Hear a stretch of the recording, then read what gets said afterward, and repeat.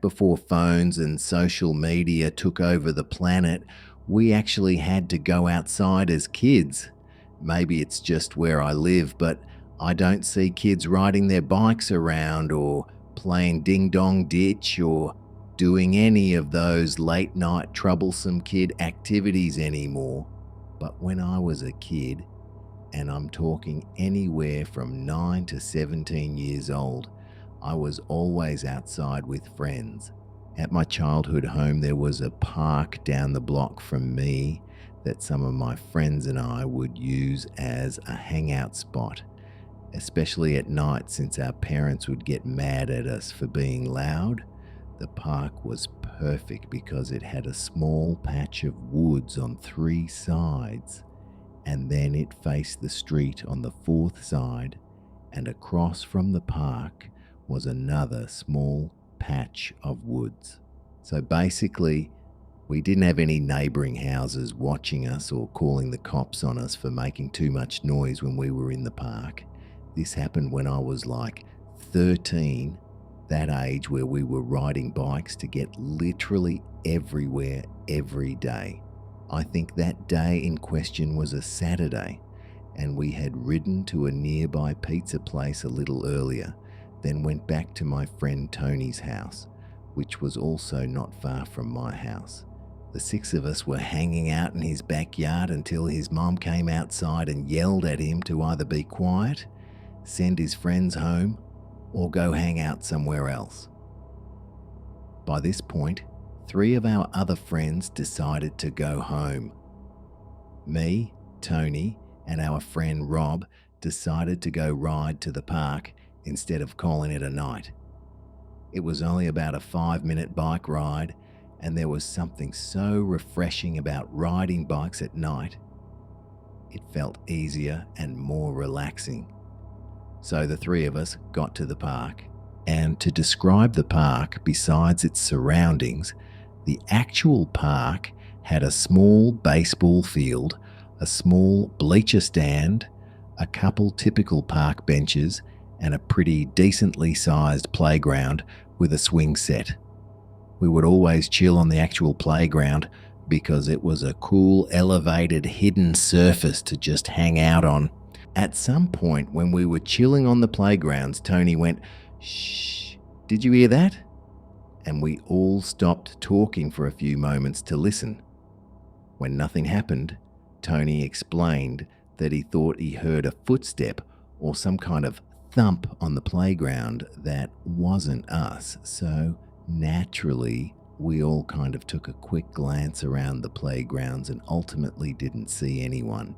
But probably a few minutes later, there was a sound that we all heard this time, and it did sound like some kind of thud emanating from somewhere on the physical playground itself. Now, we were slightly unsettled because we were almost certain someone else was there making that noise. So we took another peep, this time actually getting up and walking around and even calling out, asking who was there. Of course, there was no response. So eventually we settled back down up on the playground. We waited for another few minutes until we heard yet another sound. This time, it was a much more unsettling sound. It was the sound of a voice, a child's voice, and it came from inside the slide. One of those twirling metal slides you see at most typical playgrounds. I'm not going to lie, when we all heard it, we genuinely freaked out. Even though, yes, we did hear some weird sounds on the playground, we didn't hear anyone climbing into the slide, and the thumping sounds definitely didn't come from the slide. So naturally, I walked over to the slide and listened. Then I said, "Is someone in there?" And a voice said back, "Hello?" It was a child's voice. I want to say a boy. They sounded like a toddler. I was 90% sure they said hello. My friends heard it too. We all gave each other these terrified looks. We had not heard anyone in the slide for the entire half hour we'd been there. I shouted down the slide, "Do you need help?" But there was no response now. In fact, we didn't hear the voice again. I had to assume there was a little kid stuck in there. So I climbed in and slid down. But as I slid down, expecting a child to appear around the corner the entire time, instead I made it to the bottom only to find it was empty. I then did a scan around the ground level of the playground and the surrounding area, and there was not a soul in sight. My friends were just as shocked as I was. There was literally not a soul besides us around, and I'm telling you, it was not possible for someone to have run away that quickly, especially not a young child. We checked every possible place to hide, and there was no one.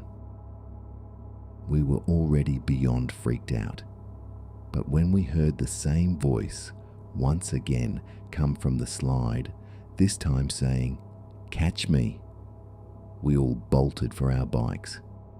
We pedaled faster than we ever had back to my house down the block. We regrouped and caught our breath in my backyard. We were trying to be quiet though, since my dad was likely asleep already, and he would get mad if we were loud outside. So we sat amongst ourselves talking about what just happened and any possible explanations. But things only got stranger when there was a knocking on the backyard gate. Yes, like someone was knocking as if asking permission to come in. I said, "Who is that?" Thinking maybe it was a family member, but it was an unfamiliar woman's voice. She said, "Hello," and then said, "Were you guys just at the park before?" We once again looked at each other in nervousness. There's a tiny crack in the gate where it met the fence that you could look through and see to the other side. So I peeked through it, and what I saw was a woman, middle-aged, standing on the other side with this big, wide, creepy grin on her face, and she was already looking right at me through the crack as if she knew to do so. I stepped away from the gate because it was such a disturbing sight. I backed away and said, "No, sorry." The woman replied back, "Are you sure?" And Tony replied for me saying, "No, we weren't." The woman said, "Okay, thanks anyway." I stepped back toward the gate to see if she left, but she was still standing there, smiling and looking at me through the crack. We were so freaked out that we went inside my house through the back door. We quietly hung out downstairs for a while, completely shook. That woman was terrifying. Everything about her. My friends were scared to get their bikes and leave, so they slept over and left in the morning. We didn't go back to that park for a long time after that.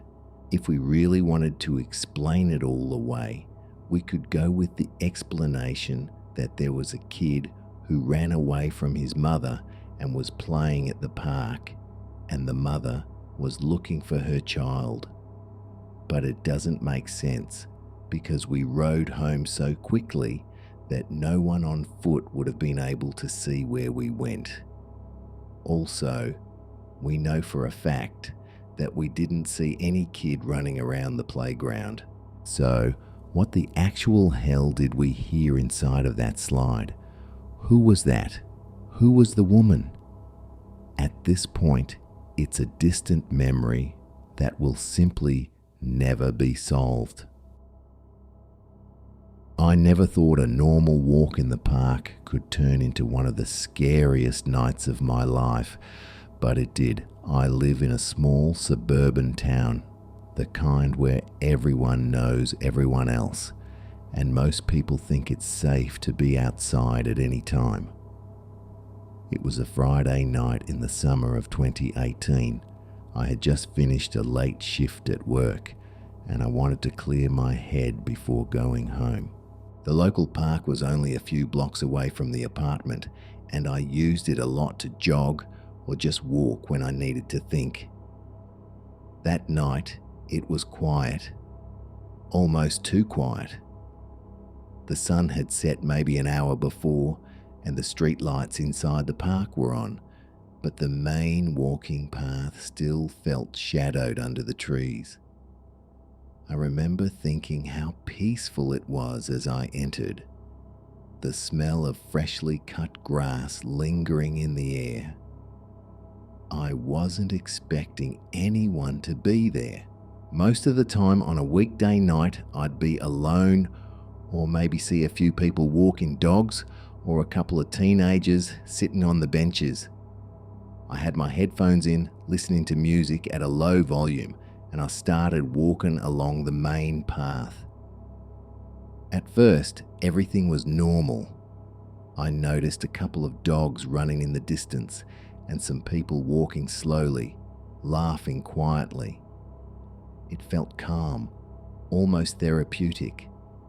But then I started noticing little things that made me feel uneasy, though at the time I tried to brush them off. The first thing I noticed was a man sitting on a bench not far from the path. He was wearing a hoodie, the hood pulled up over his head even though it wasn't cold. He wasn't doing anything in particular, just sitting and staring straight ahead. I didn't think much of it at first. People sit on benches all the time, but as I passed, I realized he was looking at me. He didn't move when I walked by, didn't even shift his eyes from me. It made me uncomfortable, so I picked up my pace a little, telling myself he was probably harmless. I kept walking, trying to shake off the feeling, but then I heard footsteps behind me. I paused and the footsteps stopped. I waited for a few seconds, then continued walking. They started again, matching my pace exactly. My heart started to beat faster, but I told myself it was probably just someone else taking their own walk. Still, the footsteps were too deliberate, too in sync with mine. I decided to take a different path, one that led through a smaller section of the park with fewer lights. The main path was still ahead, but I wanted to cut through a side trail that loops back toward the street. I figured I could get home faster that way and maybe avoid whoever was behind me. As I turned onto the trail, I noticed the man from the bench had stood up and was walking in the same direction. I thought maybe it was a coincidence, but something about the way he moved made me stop and stare. He wasn't jogging or taking a normal stroll. It was slow, almost like he was matching my pace without looking directly at me. I took out my phone and checked the time, then pretended to make a call, holding it up to my ear. The man didn't react. He didn't seem to care that I was looking at him. I forced myself to keep walking, trying not to panic. I thought maybe if I went faster, he'd eventually leave me alone. I broke into a light jog, and he did the same, keeping exactly the same distance behind me. My mind raced. Why was he following me? Was he dangerous? Should I run back the way I came? I made a decision to leave the park completely. There was a street exit just ahead that led back toward a well-lit neighborhood. I broke into a faster run, heart pounding so hard I thought it might explode out of my chest. The footsteps behind me sped up, matching mine perfectly. I didn't look back again. I just ran. When I reached the street, I slowed down and finally risked glancing behind me. The man had stopped at the edge of the park, standing at the shadows just inside the trees. I could see the hood over his head, the dark shape against the dimly lit path. He wasn't moving, just watching me. I don't know how long I stood there before I turned and ran home. My hands were shaking so badly I could hardly unlock my apartment door. I thought that would be the end of it. I told myself it was probably just a creepy guy who liked to follow people, maybe harmless. I kept imagining rational explanations. Maybe he was lonely. Maybe he was homeless. Maybe he just liked watching people walk. I tried to go back to my normal life, but I couldn't stop thinking about that night. A few nights later, I was back at the same park, this time during the day, trying to convince myself it was safe. I walked along the same path I had walked that night, scanning the area for anything unusual. Everything looked normal, and I started to relax a little. But then I noticed the same bench where I had first seen him. It was empty now, but someone had scratched something into the wood. I couldn't make out exactly what it said. It looked like letters carved hastily, some of them smeared as if whoever did it didn't want it to be legible. My stomach turned. I snapped a picture and walked away quickly. After that, I tried to avoid the park at night completely, but the worst part wasn't that I felt unsafe. It was the feeling that someone knew I had been there, that someone was waiting even when I wasn't looking. I started noticing small things in the neighborhood too. Shadows moving in the corner of my eye, a figure across the street that would vanish when I looked directly. A car parked down the block that I didn't recognize. Lights turning on in houses when I walked past.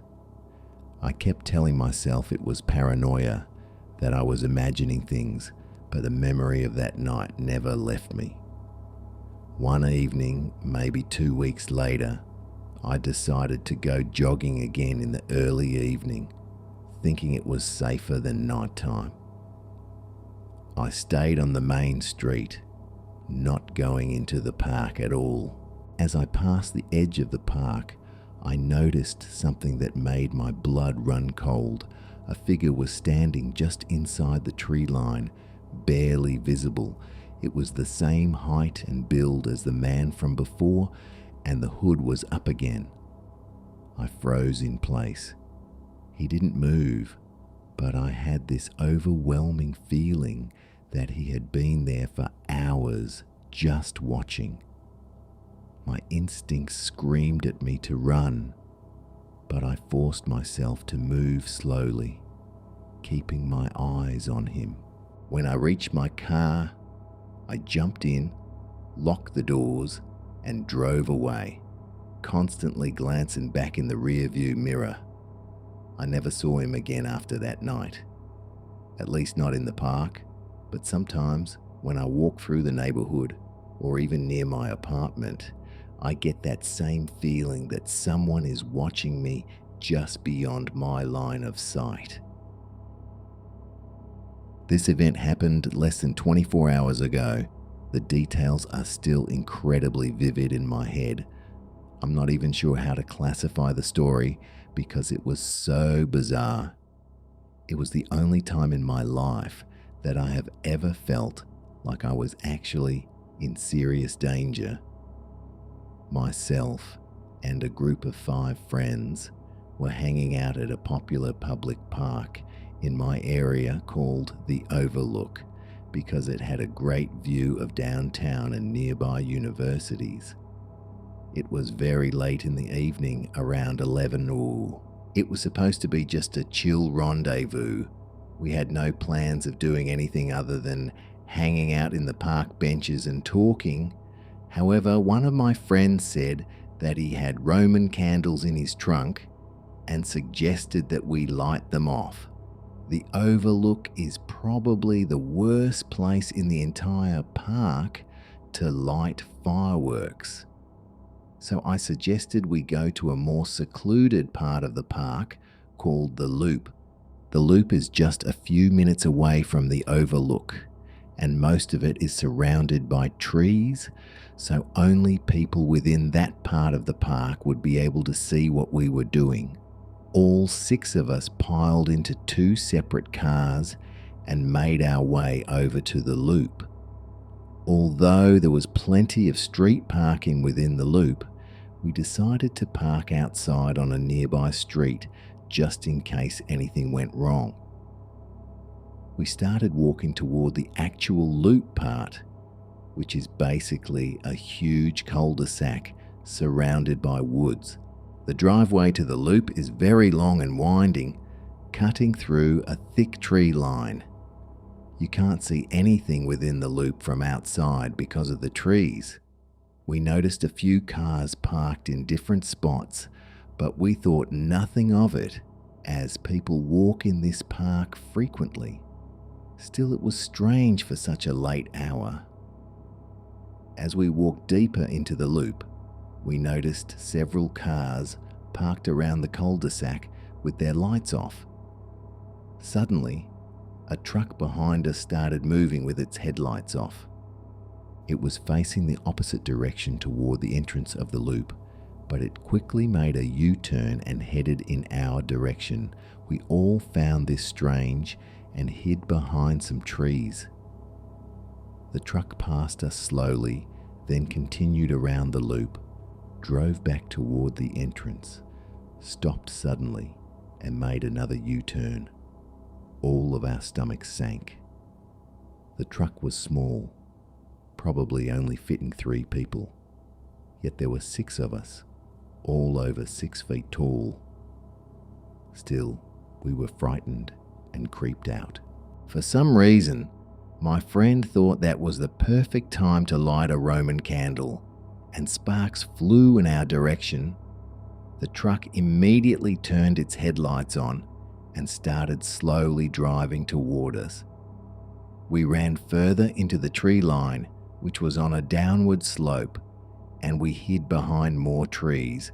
However, the truck went over the curb and drove through the grass toward us.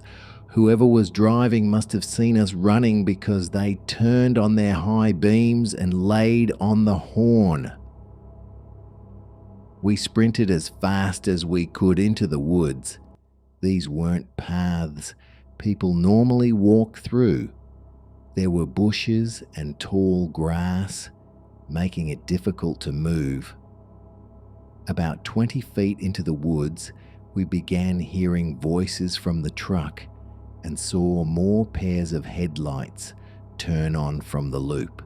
During our sprint, we had become separated.